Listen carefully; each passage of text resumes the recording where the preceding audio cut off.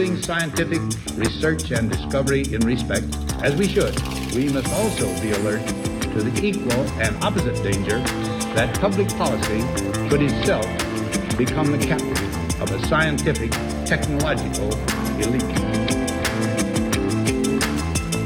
We've signed a climate convention on the importance of economic instruments and free markets. Were included in this mammoth Agenda 21 document and the Rio Declaration. Let me be clear on one fundamental point. The United States fully intends to be the world's preeminent leader in protecting the global environment. Coming up, Technocracy News. Welcome to Technocracy News and Trends. Patrick Wood here, Editor-in-Chief. Today is July 10, 2019. There are some days when the stories that Technocracy News and Trends covers are generic in nature, where they're discussing policies rather than people. Today is not one of those days. Today we're going to name names and take pictures. Well, we have pictures. The first story has to do with Stephen Wozniak. You know the Woz. He was co-founder of Apple along with Steve Jobs. And Wozniak is no slouch. He's been in the tech industry ever since. He's a billionaire, does very well. Well, he's called for people to delete their Facebook account ASAP. This is pretty amazing considering his very high profile. But he's been a rebel kind of all of his life, and he sees things for what they are, pretty clearly, actually. The article starts out, Apple co-founder Stephen Wozniak deleted his Facebook account last year and is now telling anyone to listen to do the same before it's too late. He was interviewed by TMZ at Reagan National Airport in D.C. last week, and they asked him if he was troubled by Facebook, Instagram, and other social media platforms infringing on his privacy. Woz responded by saying social platforms are eavesdropping on our private conversations and sending personal data to advertisers. With the lack of privacy on social media, he said most people should delete their accounts. And here's a direct quote. There are many different kinds of people, and some the benefits of Facebook are worth the loss of privacy. But to many like myself, my recommendation is, to most people, you should figure out a way to get off Facebook. He went on to say, but everything about you, I mean, they can measure your heartbeat with lasers now. They can listen to you with a whole lot of devices. Who knows if my cell phone's listening right now? Alexa has already been in the news a lot. So I worry because you're having conversations that you think are private.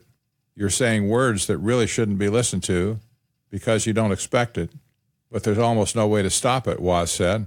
So Woz's solution is dump them. Well, we can't argue with that. In particular, Facebook has made a mockery of privacy. And when you like something on Facebook, when you click that like button, you're not sending it to the person that you're liking. You're sending it to the marketing team. That gets factored into your data profile, and it will be fed back to you in terms of advertising, product suggestions, etc. So listen to the Woz, if that suits you, and make a plan to get away from Facebook, perhaps even Twitter. There are alternatives, by the way, that pledge no censorship and no games. MeWe.com is one of those social media platforms that's gaining credibility. Their user base is in the millions now, and people are flocking from Facebook to sign up on MeWe.com. That's MEWE.com. The second story, again, naming names, Google, Alphabet, Sidewalk Labs. Stories just keep coming out on Sidewalk Labs' smart city project up in Toronto. It's called Quayside. The more they try to defend themselves over data collection, the more skepticism arises in the public eye. It's like every time they open their mouth, they're sticking both feet in it, and then they're wondering why people are getting increasingly upset with what they're doing. Well, this article starts and says, Alphabet's plans to develop a Toronto neighborhood could set a dangerous precedent for the future of data-driven cities, according to data governance experts. Last month, Sidewalk Labs, the urban innovation arm of Google's parent company, Alphabet, released a 1,524-page report detailing plans for developing a portion of Toronto's waterfront. That's the Quayside area. The report, weighing more than 14 pounds, exhaustively detailed the perks of Alphabet's vision, including streets without traffic congestion and air pollution, as well as inventive ways of dealing with harsh weather. But when it came to discussing the handling of people's data, Alphabet offered only a handful of pages with a few details. Sidewalk Labs describes the creation of an independent agency to manage data collection agreements with companies and make sure the collection is beneficial for the community. Pedestrians walking in the neighborhood shortly after it launches will likely be tracked as they walk down streets, enter certain stores, and spend time in parks. But it's not just about data that will be collected about any given visitor on day one.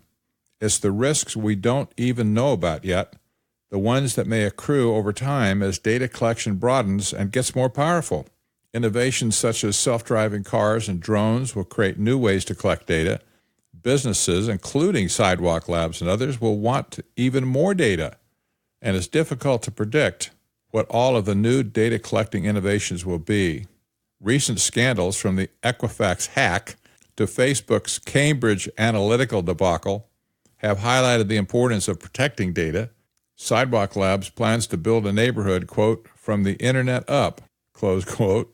Go figure how they're going to do that, not from the ground up, but the internet up, adding sensors that will turn streets and sidewalks into a digital space, increasing the opportunity for privacy issues, discriminatory algorithms, and data breaches. Sidewalk Labs describes data being collected everywhere, from building lobbies and retail stores to ride-hail vehicles, parks, and markets, but no way to opt out entirely. So Sidewalk Labs, in any case, can't win. They will continue with their project, I'm sure, but the people are growing more and more skeptical of what they're doing up there. And there is no way in the end to protect all of this data that they're going to collect, because anywhere data exists, hackers draw to it like a moth to a flame. They just can't keep their hands off of it. The last story is the juiciest one of the day.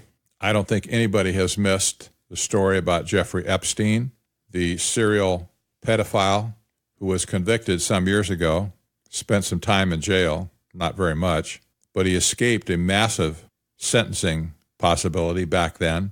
He could easily have had 40 or 50 years in jail, but he got off very, very lightly. Well, we all know now he's been rearrested for other crimes that have come to the surface since 10 years ago. And now is the appropriate time, even as these stories are swirling around the internet on how bad it was with Epstein and how many girls he had abused, underage girls, I might add. He was a sexual predator. He's registered as a sexual predator, even now, from his former felony. And now we know that he made a constant practice over the years of abusing underage girls, all of which is a crime, of course. Pedophiles, by the way, are not highly esteemed in prison. Often they themselves are abused by other prisoners who have children, by the way, and they can understand and appreciate the enormity of the crime. Well, guess what? Jeffrey Epstein, up until 2008, was a member of the Trilateral Commission. That's right. I went back and checked my list myself. I remember him now. Once I saw it, I said, I remember that name back then. But yes, indeed, Epstein was a member in good standing of the Trilateral Commission for a number of years. He terminated or resigned in 2008 after his sexual conviction back then. All you can say, I suppose, is birds of a feather flock together. But I imagine that there's some current and former members of the elitist Trilateral Commission who participated in Epstein's follies. They're probably pretty nervous right now that he will flip and expose their debauchery, if not their sexual felonies. You remember the Trilateral Commission was the principal architect of sustainable development and Agenda 21, using the United Nations to blanket the planet. And you might also be aware that the United Nations has had its own share of sexual scandals as well, but now it's come to the Trilateral Commission.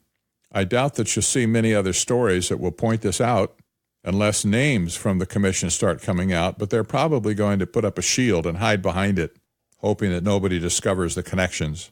Well, we've discovered the connection pretty easily because I followed the Trilateral Commission for over 40 years.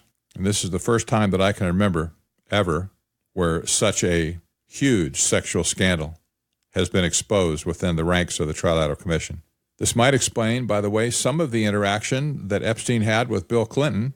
President Bill Clinton was a member of the Trilateral Commission as well, and we know that Clinton took many, many trips to Epstein's Caribbean island on the so-called Lolita Express, which was Epstein's jet plane, by the way. That's what they called it, the Lolita Express, whisking you away to a hideaway on a 100-acre island with no other access, complete privacy. We could borrow the tagline from the Las Vegas ad that says what happens in Vegas stays in Vegas. Well, what happened on that island, they thought would stay on that island. Now that Epstein's properties have been raided, the FBI has discovered computers, photographs, videos, and other types of information that will very possibly implicate a lot of people.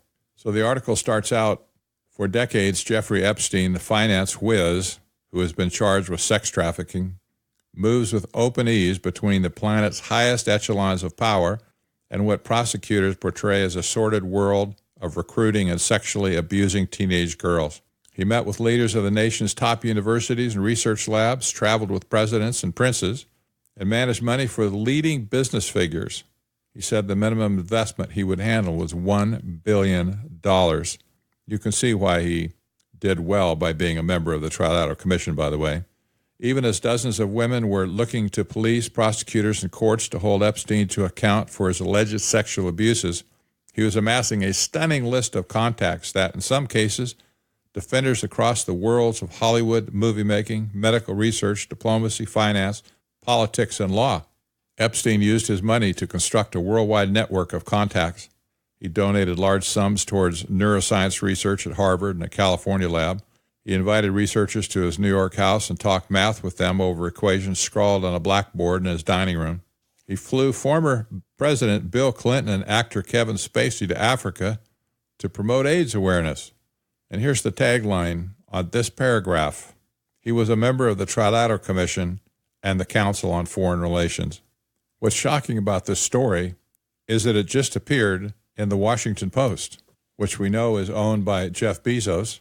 And one has to wonder if Jeff Bezos has taken a shot at the global elite as represented by the Trilateral Commission. There's no proof of that, of course, but nevertheless, the Washington Post is no friend of America and is certainly no friend of conservative viewpoints. So now the cat is out of the bag. Now you can see how high the stakes are. And as Epstein goes through his trial and the prosecutors go through the discovery phase, we have no idea of how much information they'll actually release.